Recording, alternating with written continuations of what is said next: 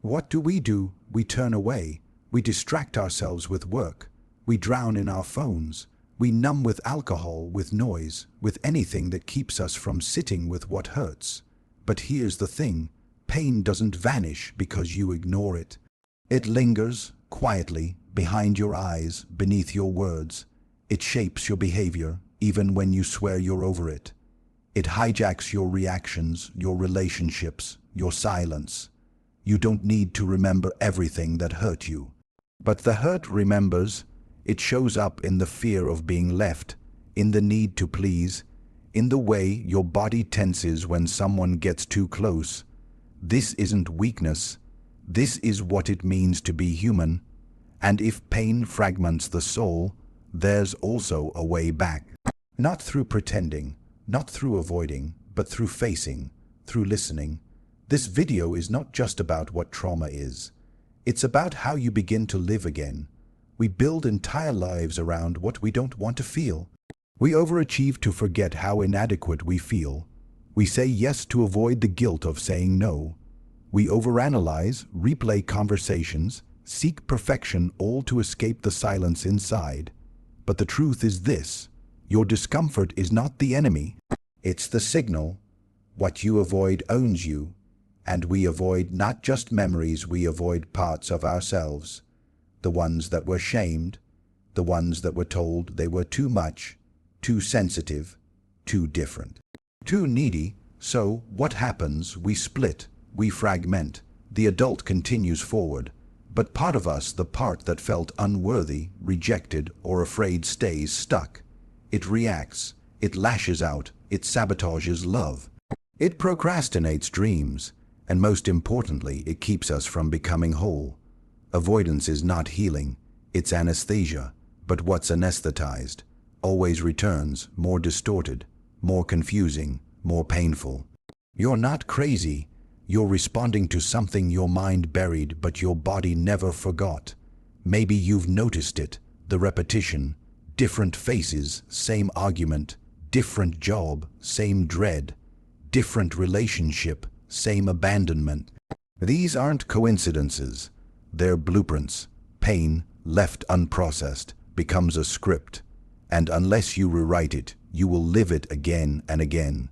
This is why change is so hard. You can't think your way out of what you emotionally never processed. You've tried, haven't you? You promised yourself it would be different this time. You told yourself you've moved on. You read the books, watched the videos, but then it all came crashing back, because pain doesn't care how much you know. It cares how deeply you felt.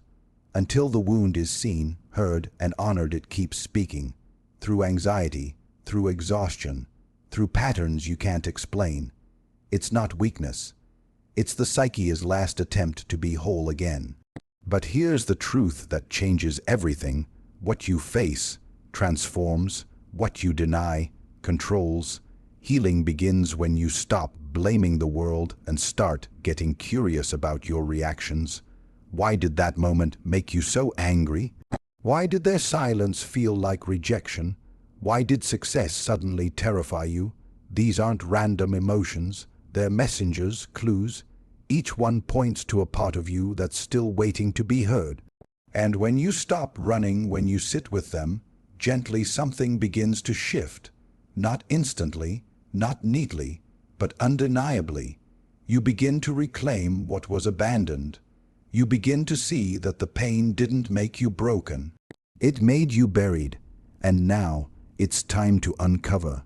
So how do we do this? Not by force, not through grand gestures, but with presence, with tools that ground the abstract into practice. Each day, write down 3 moments where you felt emotionally charged, positive or negative. Ask, what exactly happened? What did I feel, not think, but feel? Where have I felt this before? Patterns will begin to emerge. These are emotional echoes, old stories trying to surface in new scenes. Awareness is the first form of liberation. Tool 2. Honest journaling. Set a timer. No filters, no grammar checks. Write as if you were telling your truth to someone who needed to hear it raw. Start with the first memory that still makes your chest tighten. Unravel it. Let it speak. Emotion turns into language. Language turns into awareness. Awareness becomes healing. Tool 3. Dialoguing with the image. Find a quiet place. Close your eyes. Visualize your fear, your sadness, your wound not as a fact, but as a figure. What does it look like? What does it want to say? Ask it. What do you need? What are you afraid of? Let it respond. You might be surprised. You might cry. You might laugh. But you'll listen, and that alone is revolutionary. Tool 4. Body reconnection. Trauma lives in the body. Not just in memories, but in breath, posture, digestion, sleep. Start small. Breathe consciously for 5 minutes. Walk slowly and pay attention to each step. Dance without music and let your body move as it wants. Touch your own heart and simply say, I'm listening. The body has a language. Learn to hear it. Tool 5. Symbolic release. Burn the letter. Throw the stone. Tear the drawing. Do something symbolic to tell the psyche, I'm letting this go now. It doesn't need to be dramatic, just meaningful. What's important isn't the act itself, but the intention behind it. Part 5, Daily Integration 29, 00-36, 00. These tools mean nothing if used once and forgotten. Change is not a lightning strike. It's a quiet, daily decision. To pause, to breathe, to respond, not react. To notice the old story creeping back in and choose not to feed it. It's brushing your emotional teeth. Small habits, each day, over time. Eventually, the triggers lose their grip. The sadness feels less suffocating. The fear becomes manageable. You begin to trust yourself again. And when that happens, even just a little, you start to come home. Let me leave you with this. You are not your pain. You are not your mistakes. You are not your childhood. You are not the things people projected onto you. You are the one who survived all of it. And that alone is extraordinary. The wound might still ache. The voice might still whisper, you're not enough. But today, you can whisper something back. I see you. I know where you came from. But I no longer need you to define me. This isn't about becoming perfect. It's about becoming whole. The journey is not easy. There will be days when you fall back into the pattern, when the shadow feels too heavy, when the old voices scream louder than the new ones. But even on those days you are healing. Because now you are aware, you're no longer sleepwalking through life.